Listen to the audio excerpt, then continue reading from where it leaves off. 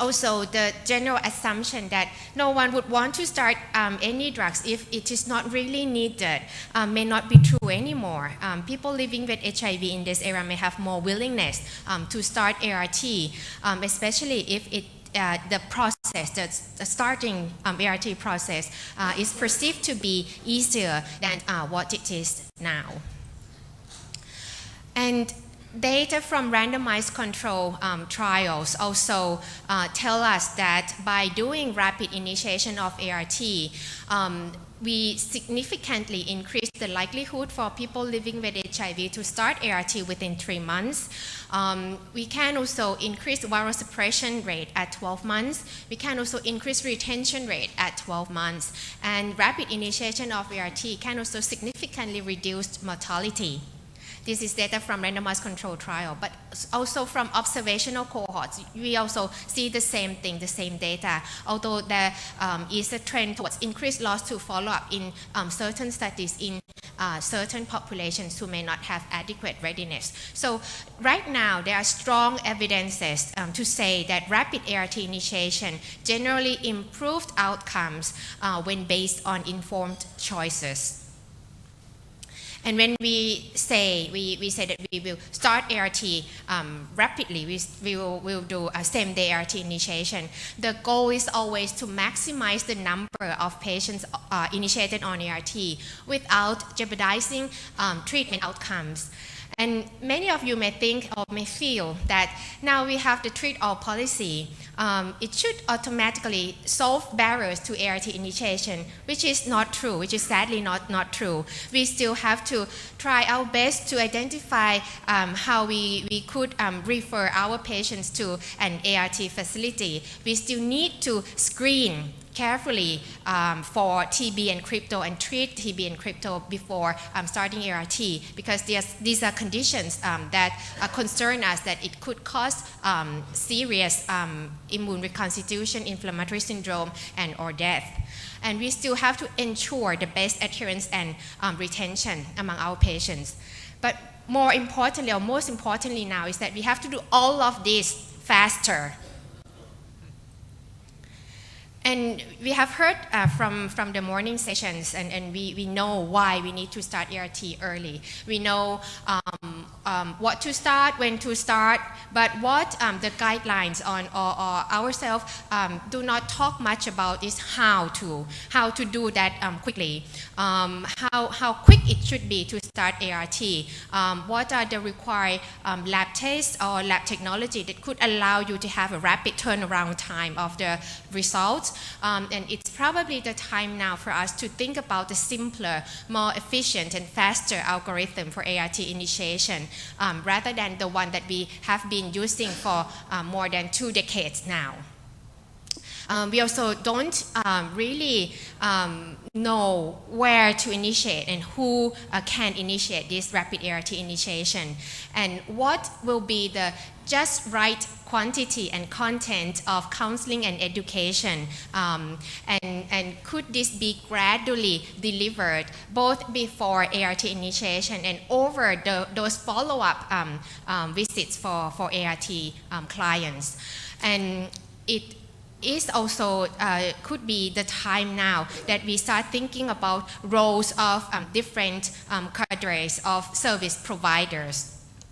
So by looking at this list, you may be able to imagine now that it could be many different approaches to accelerate the process of ART initiation. And it would not be like a single algorithm to do this, but we will have to think and then apply the best algorithm for our own setting. So it must be an exciting and fun thing to do.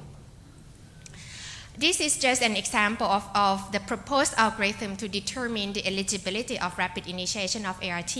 You may want to start by doing symptom screening and then do history taking, do readiness assessment, followed by brief physical examination. But we will hear more from the South African and Bangkok experience in doing this rapid initiation of ART. WHO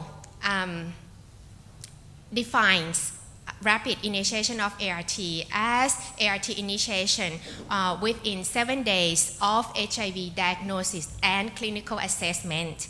And the WHO guidelines recommend that rapid ART initiation should be offered to all, and that people with advanced HIV disease should be given priority. The guidelines also recommend that same-day ART should be offered to those who are ready. The DHHS, the US DHHS guidelines, however, stated that the data from the randomized control trials may have limited generalizability to the United States. And that by doing same-day ART, this is very resource intensive.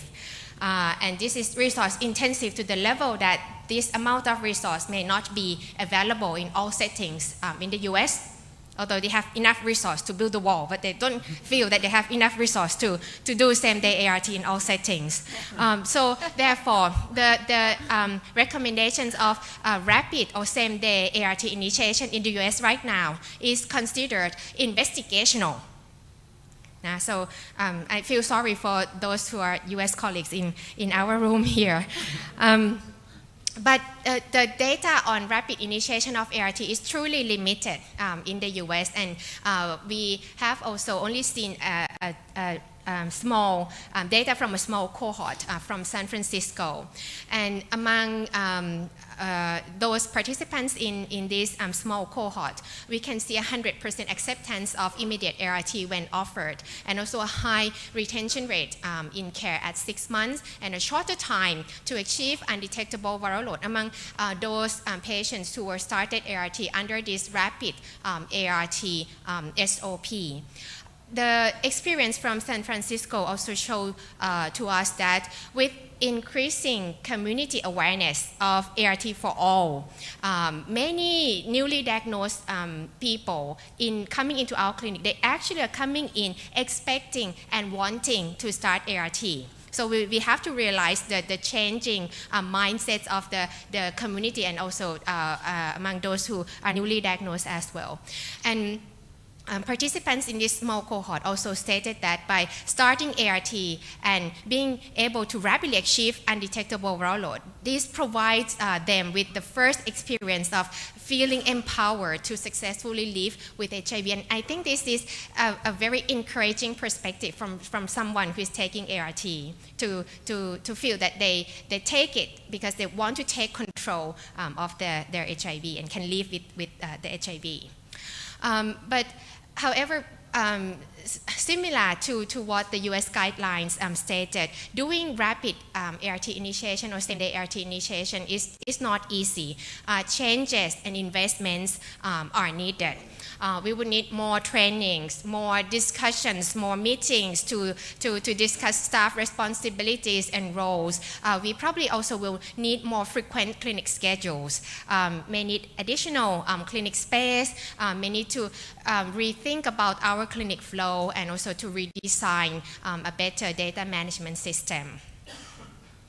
So are we ready to invest in this? We may have to look at our 90 numbers, and with a focus on the second 90. And you can see from the numbers here that less than half of people diagnosed with HIV started on ART in Indonesia, Malaysia, and the Philippines, and only 3/4 of people in Thailand and 2/3 of people in Vietnam who are already diagnosed successfully started ART.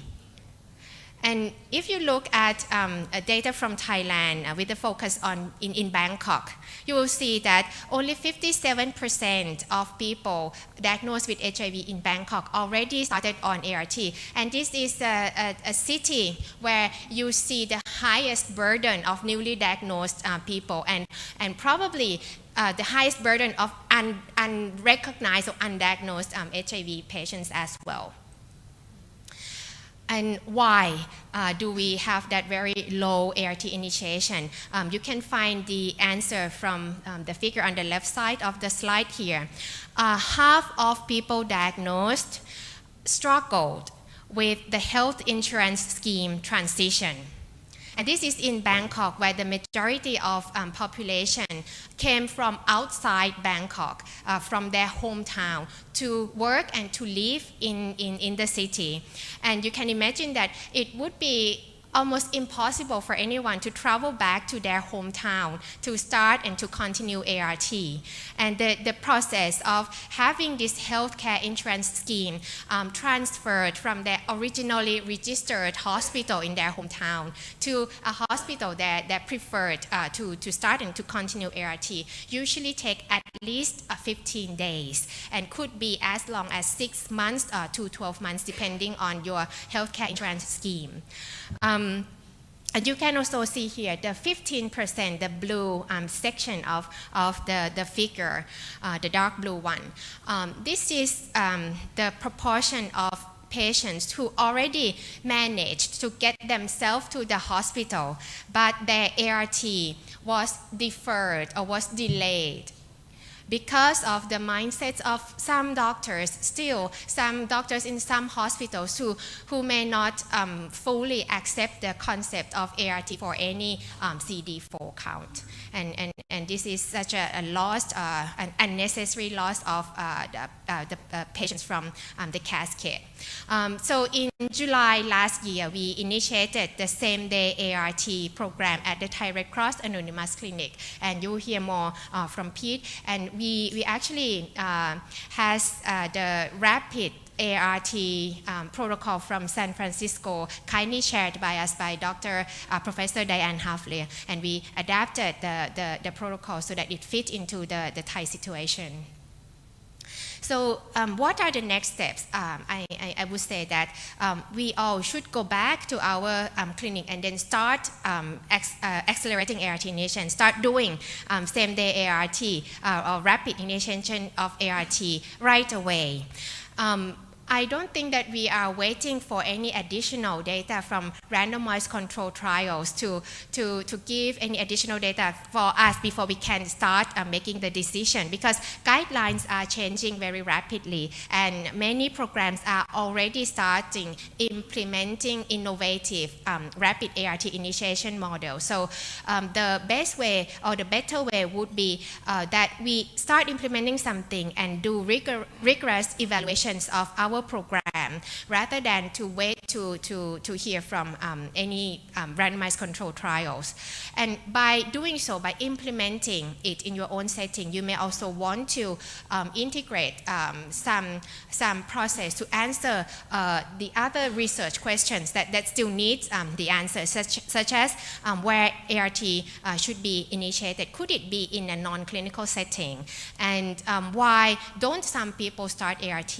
What can we do about that? What will be the cost and cost effectiveness of different rapid ART initiation models? As I mentioned, there could be various models of how you could rapidly initiate ART in your setting, and what is the acceptability, feasibility, and generalizability. Because a model, for example, a model in sub-Saharan Africa for generalized epidemic may not be generalized to the MSM populations in Bangkok, just for an example. So it is now time for you to ask yourself, as a healthcare providers, what are you still afraid of in accelerating ART? Is it the iris? Is it adherence or retention? Or is it the psychosocial stability? Or is it just the workload that you are afraid of? But regardless of the concerns that you may have in doing this, we have to realize that we should not delay ART initiation to the majority of our patients in order to just prevent starting it too quickly for the minority of our patients. And I have come to my last two slides here. And I would like you to think where you would want to be in the clinical management of people living with HIV in your setting. And this is without any voting system.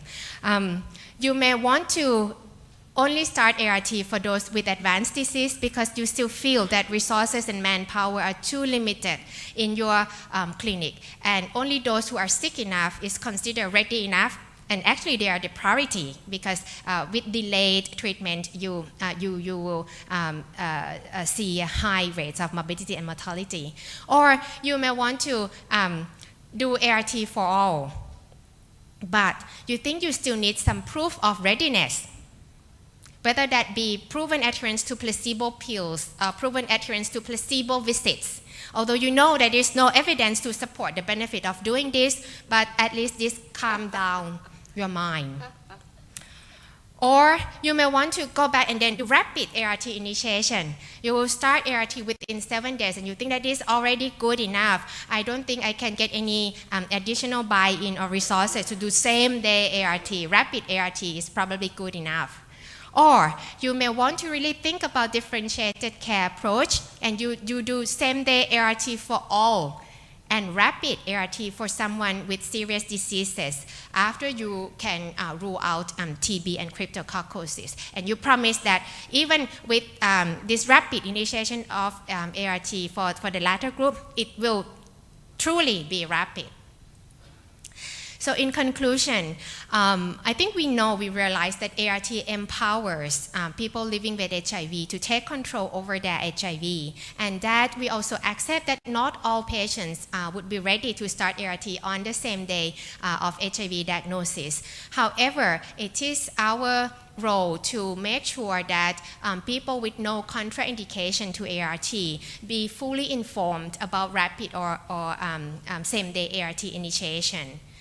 And although WHO recommends ART within 7 days after diagnosis and clinical assessment for all, and they recommend same-day ART for those who are ready, I would rather recommend that we do same-day ART for all who are ready, and then keep the 7 days rapid initiation of ART for those who have clinically or logistically reasons.